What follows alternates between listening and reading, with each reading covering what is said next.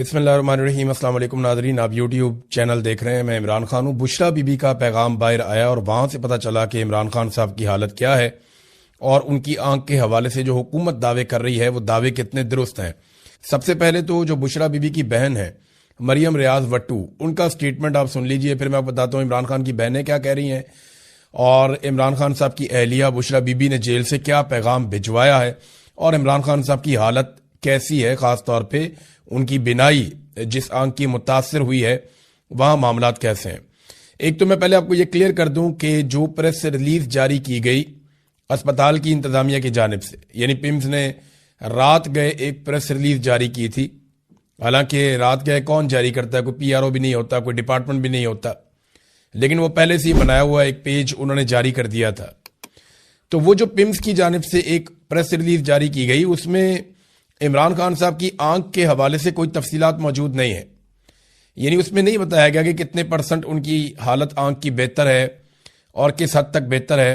तो ऐसी कोई रिपोर्ट हमारे सामने नहीं है जिसमें हुकूमत ये दावा कर रही हो या डॉक्टर्स ये दावा कर रहे हो कि इमरान खान साहब की आंख ठीक हो रही है या पहले से बेहतर है या बेहतरी की तरफ जा रही है। अब मरियम रियाज वट्टू साहबा का जो स्टेटमेंट है वो कहती है मेरी भाभी और बुशरा बीबी की बेटी के खानदान ने बुशरा बीबी से मुलाकात की और चूंकि खान साहब को कल रात ही दूसरी इंजेक्शन लगाई गई है, इसलिए अभी यह कहना कबल अज़ वक्त है कि इसका कोई असर हुआ है या नहीं। इनकी आंख अभी भी सूजी हुई है और इनकी हालत गुज़िश्ता हफ्ते से बदस्तूर वैसी ही है जैसी पहले थी। खान साहब ने एक बार फिर जोर दिया है कि उनकी बहनें जो इनके वकला के साथ काम कर रही हैं फौरी इजाजत के लिए दरखास्तें दायर करें ताकि उनके जाती डॉक्टर्स उनका मुआयना कर सकें। ये जनाब मरियम रियाज वट्टू साहबा ने कहा, जो बुशरा बीबी की बहन है। उस्मा खानम जो इमरान खान की बहन है, उन्होंने एक ऐसा स्टेटमेंट दिया है जहां से शक्कू को शुबात मजीद बढ़ जाते हैं। उन्होंने कहा जी हमें यकीन नहीं है कि इमरान खान के जो ब्लड टेस्ट किए गए हैं ये इमरान खान के हैं या किसी और के हैं। कौन से टेस्ट किए हैं, किसके सामने किए हैं, टेस्ट का रिजल्ट इमरान खान का रिजल्ट है या किसी और का है। जब तक इन लोगों के सामने टेस्ट नहीं होंगे जिन पर हमें एतबार है तब तक हमें तसल्ली नहीं होगी। ये जो छुपा रहे हैं इसके पीछे क्या वजह है। देखें, ये इमरान खान वजीर आजम पाकिस्तान थे जब नवाज शरीफ साहब के जाली टेस्ट करके उन्हें बताया गया कि इनके तो प्लेटलेट्स बेड़े गर्क हो गया और हर थोड़ी देर के बाद एक जाली टेस्ट आ जाता था और दबाव मजीद बढ़ जाता था। अदालतों के अंदर मामला जा रहे थे, मीडिया के अंदर मामला जा रहे थे, हत्ता कि कैबिनेट को बैठ के फैसला करना पड़ा कि नवाज शरीफ के साथ करना क्या है। फिर अदालत को एक स्टाम्प पेपर देकर इमरान खान से इजाजत लेकर नवाज शरीफ साहब पाकिस्तान से बाहर चले गए। फिर एस्टेब्लिशमेंट के जो बहुत करीबी शख्स हैं फैसल वाडा, बल्कि वो खुद एस्टेब्लिशमेंट के अंदर ही होते हैं, तो फैसल वाडा ने ये इंकशाफ किया कि नवाज शरीफ का जो खून था वो नवाज शरीफ का नहीं था, बल्कि कुछ लोगों ने यहां तक बताया कि वो किसी जानवर का खून था और नवाज शरीफ की जाली रिपोर्टें बनाई गई थी। और हत्ता के फैसल वाडा ने कहा वो रिपोर्टें तो घर बैठकर बनाई गई थी, उनका तो किसी लेबॉर्ट्री से ताल्लुक कोई नहीं था, तो जाली रिपोर्टें नवाज शरीफ की बनाई गई थी। तो जिन्होंने नवाज शरीफ की जाली रिपोर्टें बना के उस वक्त के वजीर आजम इमरान खान को धोखा दिया, आज वही इमरान खान जेल के अंदर है तो वो अब धोखा नहीं दे सकते। बिल्कुल दे सकते हैं।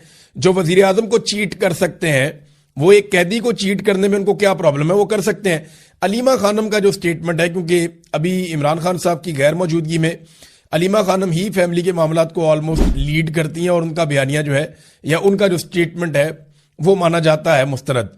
तो उन्होंने कहा जी इमरान खान ने पैगाम दिया कि उन्हें नजर नहीं आ रहा, मेरे डॉक्टरों को मुझ तक रसाई दी जाए, ये है जी सिंपल बात। फिर उन्होंने कहा जी कि इमरान खान से आज भी किसी की मुलाकात नहीं हुई। अलीमा खान ने बहनों के साथ जो है वो बाद में बाहर आके गुफ्तगू की और बुशरा बीबी की मुलाकात उनकी फैमिली के साथ हुई, उनके जरिए से जो है वो खबर बाहर आई और इमरान खान साहब ने पैगाम दिया कि उन्हें नजर नहीं आ रहा, मेरे डॉक्टरों को मुझ तक रसाई दी जाए।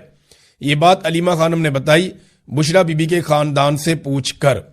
अब ये इमरान खान साहब की बहनें स्टेटमेंट दे रही हैं, बल्कि उन्हें चोट भी लग गई। नौरीन खानम को बड़ा अफसोसनाक, वो मैंने तस्वीर देखी, वीडियो देखी, बड़ी तकलीफ हुई मुझे भी। एक और खातून थी सद्दफ, उनको ज्यादा चोट लगी है, वो हॉस्पिटलाइज भी हो गई हैं, लेकिन अल्लाह का शुक्र है कि वो बचत हो गई, जान बच गई और कोई ऐसा नुकसान नहीं हुआ जिसकी भरवाई नहीं हो सकती। लेकिन ये खवातीन है तो रियासत को जो है वो इस तरह का रवैया नहीं रखना चाहिए। बहुत ही बदनसीबी है जो इस वक्त किया जा रहा है। बहरहाल इमरान खान साहब की जो रिपोर्टें हैं वो उनकी फैमिली के साथ शेयर नहीं की जा रही। अभी तक इमरान खान साहब के मुआलिजीन जो हैं वो उन्हें नहीं देख पाए। अभी तक उनकी फैमिली जो है वो इमरान खान साहब से नहीं मिल पाई। अब इसकी एक वजह तो ये है कि आसिम मुनीर साहब नहीं चाहते और उनकी ये जिद है कि इमरान खान का कोई स्टेटमेंट बाहर नहीं आना चाहता, क्योंकि उनका कोई स्टेटमेंट बाहर आता है तो मुझे चैलेंज करते हैं आसिम मुनीर साहब को, ये लगता है, और वो मुकाबला कर नहीं सकते। डीजीआई एसपीआर भी बोल बोल के थक गए, लिहाजा उन्होंने सोचा कि इमरान खान की आवाज ही बंद कर दो, मुलाकात करवाओ ही ना। दूसरा, या तो ये जेल में कुछ ना कुछ ऐसा जरूर कर रहे हैं जो ये चाहते हैं कि बाहर किसी को पता ना चले, क्योंकि कुछ अर्सा पहले मोहसिन नकवी ने और बाकी लोगों ने दावा किया कि हम इनके खानदान के किसी और शख्स को मिलवा सकते थे, लेकिन खानदान के अंदर भी जो डॉक्टर हैं, एक वो बरकी साहब डॉक्टर हैं, एक इमरान खान की बहन डॉक्टर हैं, उन लोगों को मिलवाने से इनकार किया। यानी ये चाहते हैं कि कोई डॉक्टर इमरान खान के करीब ना जाए, चाहे वो फैमिली का हो, चाहे वो फैमिली के बाहर हो, या इमरान खान साहब का जाती मुआलिज हो। सिर्फ सरकारी डॉक्टर्स जिनको चुना जाएगा वही डॉक्टर जाएंगे और जाकर इमरान खान साहब को देखेंगे। अब वहां सोर्सेज से खबरें बाहर आती रहती हैं, इससे पहले भी आती रही हैं, आइंदा भी आती रहेंगी, आपको पता चल जाएगा। दूसरी जानिब नादरीन, जो इमरान खान साहब की रिहाई के लिए इमरान खान रिहाई अमन फोर्स बनाने का ऐलान किया था सुहेल आफरीदी ने, उसके ऊपर बहुत रोला पड़ गया है। पार्टी का एक धड़ा जो है वो डट गया है कि हमें तैयारी करनी चाहिए, नौजवानों को इकट्ठा करना चाहिए, बड़े पैमाने पर एक ताकतवर फोर्स नौजवानों की तैयार करनी चाहिए और बगैर लड़े पुरअमन तरीके से एहतजाज करके और एक मुनज़्ज़म तरीके से इमरान खान साहब की रिहाई का रास्ता निकालना चाहिए। तो अब इसका नाम बदलने की बातचीत हो रही है, क्योंकि लफ्ज फोर्स जो है उस पर लोगों को एतराज आ गया कि जनाब ये फोर्स कैसे हो सकती है, तो फोर्स का लफ्ज इस्तेमाल ना किया जाए, तो इसका कोई और लफ्ज इस्तेमाल किया जाए। अब इस पे बहस हो रही है, कुछ लोग डट गए हैं, कुछ लोग जो है वो नया स्टेटमेंट दे रहे हैं। लेकिन इस पे जुनैद अकबर साहब ने एक बात की है। जुनैद अकबर साहब का कहना है, रिहाई फोर्स के नाम पर पार्टी में इख्तलाफ राय है, हम अब भी चाहते हैं कि मुज़ाकरात हों, लेकिन जब आप हमें दीवार के साथ लगाएंगे तो हमारे पास ऑप्शन ही क्या बचता है, हमारे पास वक्त बहुत कम है। तो उन्हें एहतजाज करना पड़ेगा, वो भी इस बात को समझते हैं। एक तरफ तो यह एहतजाज का मामला बढ़ता जा रहा है, दूसरी तरफ पाकिस्तान में दहशतगर्दी कंट्रोल नहीं हो पा रही और पाकिस्तान की इंटेलिजेंस एजेंसीज दहशतगर्दी को रोकने में नाकाम है। यानी वो कोशिश करते हैं, कुछ वाकयात रुक भी जाते हैं, लेकिन वाकयात लगातार बढ़ते चले जा रहे हैं दहशतगर्दी के। और इसी की वजह से पाकिस्तान ने अफगानिस्तान के अंदर दहशतगर्दों के कुछ ठिकानों के ऊपर अटैक किया। पाकिस्तान का कहना है कि वहां बड़े पैमाने पर दहशतगर्द मारे गए हैं, जबकि अफगानिस्तान का यह कहना है कि वहां पे सिविलियंस की हलाकतें हुई हैं। इंडिया जो है वो अफगानिस्तान के नैरेटिव को सपोर्ट कर रहा है, जैसा कि हम सबको पता था। तो अभी एक और दहशतगर्दी का वाकया हुआ, ये बड़ा खौफनाक इंसिडेंट हुआ है भक्कर। इनमें किसी में भी इतना हौसला नहीं है कि ये मैदान के अंदर इमरान खान का मुकाबला करें, ये उसका सामना करने की जरूरत ही नहीं रखते। अब ये अपनी नालायकी, अपनी बदनीयती और अपनी बुजदली को छुपाने के लिए अवाम के सबसे बड़े लीडर को बेगुनाह जेल में रख के बैठे हुए हैं। खुद इनके छोटे छोटे दिमाग हैं। वो आदमी, उसका विजन है, वो उसने कोरोना से बचाया था इस मुल्क को। जब दुनिया नाकाम हो गई, अमेरिका और यूरोप जैसे मुल्क जो है वहां पे तबाही हो गई, इमरान खान ने एक मिसाल कायम की थी, कमाल काम किया था। उस आदमी को जेल के अंदर बंद किया हुआ डफर्द है, जिनकी मोटी खोपड़ी, इनका दिमागी काम नहीं करता। भाई वो आपको तब अलिफ बे नहीं पता थी जब वो इस कौम का हीरो था। वो इतना तगड़ा आदमी है, इतना बड़ा आदमी है, ये सारे बोनों ने मिलकर उसको जेल में बंद कर दिया, उसका बाहर सामना ही नहीं कर सकते और कोई वजह नहीं है। तोशाखाना 2 का केस चलाया जा रहा है अदालत में। अब पाकिस्तान तहरीक इंसाफ चाहती है कि पहले अलकादर में इमरान खान साहब की जमानत हो जाए, वो बाहर आ जाए, फिर चलाते रहे तोशाखाना 2 का केस। लेकिन जो एस्टेब्लिशमेंट है उसकी ख्वाहिश ये है कि इमरान खान साहब जेल के अंदर ही मौजूद हों, पहले उन्हें तोशाखाना 2 में सजा सुनाई जाए ताकि वो जेल के अंदर रहे, और फिर उन्हें अलकादर में जमानत दी जाए। इनका तरीका वारदात ये है। 8 महीने से इमरान खान ने और उनकी एहलिया ने तोशाखाना 2 में बरियत की दरखास्त दी हुई है, जिसको नहीं सुना जा रहा। ये जरा देखिए आप पंजूथा साहब ने बताया, इमरान खान साहब ने दोबारा उसमें एक दरखास्त दायर कर दी है कि यह समात रोकी जाए।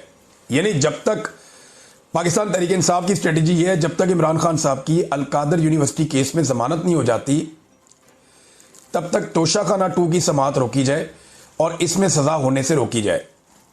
अगर तोशाखाना 2 में सजा रोक दी जाती है और इमरान खान साहब अलकादर में जमानत ले लेते हैं तो फिर तो वो बाहर आ जाएंगे।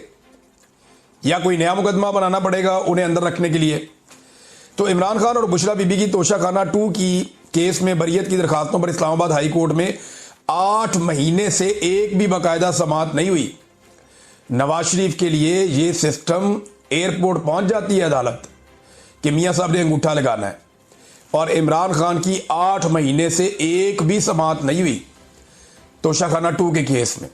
ये हालात हैं। और ये जज कौन है? ये वही जज हैं जिनको 26वीं आईनी तरमीम के बाद लाया गया, जस्टिस इनाम अमीन मिनहास। इन्होंने 23 और 28 जनवरी को 2 समाअतें की थी। तब से ये मामला ठंडा पड़ा हुआ है। फिर 25 अप्रैल को हमारी एक दरखास्त मंजूर की गई, लेकिन ये मामला अभी तक नहीं सुना गया। ये पाकिस्तान तहरीक इंसाफ का मौक़िफ़ है। लेकिन इमरान खान साहब ने और बुशरा बीबी ने, अब ये एक वकला का एक और तरीका है कि कुछ भी करके इमरान खान साहब को बाहर निकालने का इंतजाम किया जाए। तोशाखाना 2 में देखें, वकील तो बेचारे अपनी कोशिश करेंगे ना, जोर लगाएंगे, अदालतों में जाएंगे, लेकिन एस्टेब्लिशमेंट ने जब यह फैसला किया हुआ कि इमरान खान को हमने बाहर नहीं निकालना, तो वो कोई और रास्ता देख लेंगे इमरान खान को जेल में रखने का। यानी वो 9 मई के अंदर कोई और एक चीज करके गिरफ्तारी डाल देंगे, कोई खुफिया कहीं से मुकदमा उठाएंगे जी इसमें इमरान खान मुलविस था, गिरफ्तारी डाल देंगे। कोई एक चीज कहीं से भी उठा के वो इमरान खान साहब को फिक्स करेंगे, क्योंकि पाकिस्तान की मिलिट्री एस्टेब्लिशमेंट या खास तौर पे हाफिज सैयद आसिम मुनीर साहब जो इस वक्त फील्ड मार्शल भी हैं, उन्हें अपनी एक्सटेंशन तक इमरान खान साहब को जेल में रखना पड़ेगा, क्योंकि इमरान खान साहब कॉम्प्रोमाइज करेंगे नहीं, वो बाहर आगे इसकी मुखालफत करेंगे। और आसिम मुनीर साहब जो है वो अभी कंटिन्यू करना चाहते हैं इस नौकरी पे। वैसे कोई भी आर्मी चीफ आता है वो कभी रिटायर होना ही नहीं चाहता, वो चाहता है कि वो इसी सीट के ऊपर रहे और मरते दम तक यहीं पे रहे। मुशर्रफ भी कहता था कि वर्दी मेरी खाल है, लेकिन वर्दी तो उतारनी पड़ी फिर, तो वर्दी तो एक दिन उतर जाती है। मुशर्रफ की भी उतर गई थी, बाकियों की भी उतर गई थी, तो वर्दी तो उतर ही जाती है, ये हमेशा रहती नहीं है।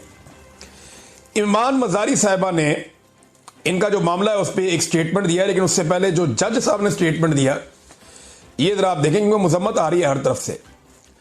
एक तो लाहौर हाई कोर्ट बार ने जस्टिस डोगर को नौकरी से फारिग करने का मुतालबा कर दिया।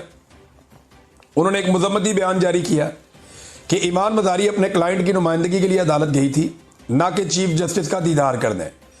चीफ जस्टिस का आमराना रवैया जजेस कोड ऑफ कंडक्ट का सरियन खिलाफ वर्जी है और ऐसे जजेस को अदालती कार्रवाई से दूर रखना चाहिए। लिहाजा सुप्रीम जुडिशल काउंसिल नोटिस ले और जस्टिस डोगर को ओहदे से फारिग करे। वैसे इनके खिलाफ सुप्रीम जुडिशल काउंसिल में केस या रेफरेंस बना के भेजना चाहिए। दूसरा, खवातीन ने इसकी बड़ी मुखालफत की है। ये कुछ खवातीन के स्टेटमेंट भी हैं। 41 खवातीन वकला ने इस्लामाबाद हाई कोर्ट के हवाले से एक दस्तखत करके एक मुज़ब्बती बयान जारी किया है। खवातीन वकला की चीफ जस्टिस की जानिब से एडवोकेट ईमान मजारी के मुतालिक गुज़िश्ता रोज़ के रिमार्क्स की मजम्मत की है। ख़त में कहा कि खवातीन वकला की हैसियत से चीफ जस्टिस सरफराज डोगर ने ईमान मजारी मुतालिक रिमार्क्स की मजम्मत हम करती हैं। रिपोर्ट के मुताबिक चीफ जस्टिस ने ईमान मजारी को तौहीन अदालत कार्रवाई की धमकी दी। चीफ जस्टिस ने ईमान मजारी के शौहर को कहा कि इसे समझाएं। चीफ जस्टिस के रिमार्क्स जिनसी तफरीक, धमकी आमेज और एक जज की तरफ से नामुनासिब रवैया पर मबनी है। तो ये उन्होंने खवातीन ने भी इसकी मुखालफत की है। अब चीफ जस्टिस ने उसके बाद सफाई पेश की। वो ये कहते हैं कि तौहीन अदालत की कार्रवाई हुई तो बच्ची का कैरियर खराब हो जाएगा। उन्होंने वजाहत की कि ईमान मजारी मेरी बेटियों की तरह है। मैं कल उसे समझा रहा था, मैंने कहा कि आप मेरे फैसलों से इख्तलाफ कर सकती हैं, ज़ात पर ना करें। मैंने तो नहीं कहा कि मैं पकड़ लूंगा, इस बात को कल से फैलाया जा रहा है। हादी साहब खड़े थे, मैंने कहा कि इन्हें पकड़ कर ले जाओ वरना मैं तौहीन अदालत की कार्रवाई कर दूंगा। अब ये जज साहब जो है ना मुकर गए अपनी बात से। हादी साहब ने दोबारा दोहराया कि नहीं जज साहब, आपने ये नहीं कहा था, आपने कहा था कि मैंने इसे पकड़ लिया ना। तो वैसे मैं आपको एक बात बताऊं, पकड़ना तो जब भी है वो अल्लाह रब्बुल इज़्ज़त ने पकड़ना है। उसकी पकड़ बड़ी सख्त है, वो पेशानी के बालों से और पैरों से पकड़ देता है, इंसान हिल भी नहीं सकता। अल्लाह ताला कुरान पाक में कहता है बार बार कि उसकी पकड़ बड़ी सख्त है मेरे अल्लाह की। तो पकड़ने का इख्तियार तो सिर्फ अल्लाह के पास है। आप कहां से खुदा बन रहे हैं कि मैंने पकड़ लिया ना। और अगर किसी दिन आपको अल्लाह के हुक्म से अवाम ने पकड़ लिया ना, तो फिर आप देखिएगा क्या होगा। और बहुत सारे ममालिक की मिसालें आपके सामने हैं जो वहां पे ऐसे जजेस के साथ जो एस्टेब्लिशमेंट के या हुकूमतों के इशारों पर नाचते थे उनके साथ हुआ। लिहाजा अपना अपना किबला सबको दुरुस्त रखना चाहिए। ईमान मदारी साहबा का भी इस पे स्टेटमेंट आया। ईमान मदारी साहबा ने कहा कि पहले तो चीफ जस्टिस साहब ने बदतमीजी की, मुझसे मेरी काम की जगह पर मुझे हरास किया गया। देखिए ना, यही बात मैं कर रहा था कल भी कि इनको हरासमेंट का केस करना चाहिए। और खुली अदालत में मुझे धमकी दी गई। अपने किए पर शर्म तो इन्हें आनी नहीं और आज भी सेक्सिस्ट रिमार्क्स पास कर रहे हैं। मैं ना तो उनकी बेटी हूं ना ही बच्ची हूं, मैं एक प्रोफेशनल वकील हूं। तूफाने बदतमीजी करके अब कहते हैं मेरी बात सही कोर्ट नहीं की गई और आज भी वही रवैया है। तो ये ईमान मदारी साहबा ने और उनके शौहर ने खुलकर बताया कि अब चीफ जस्टिस अपने बयान से भाग रहे हैं और झूठ बोल रहे हैं। असल बात वही है जो कल उन्होंने अदालत में कही और मीडिया ने उसको रिपोर्ट किया था। अगले वीलॉग में आपको बताऊंगा। अब तक के लिए इतनी, अपना ख्याल रखिएगा, अपने चैनल का भी। अल्लाह हाफिज़।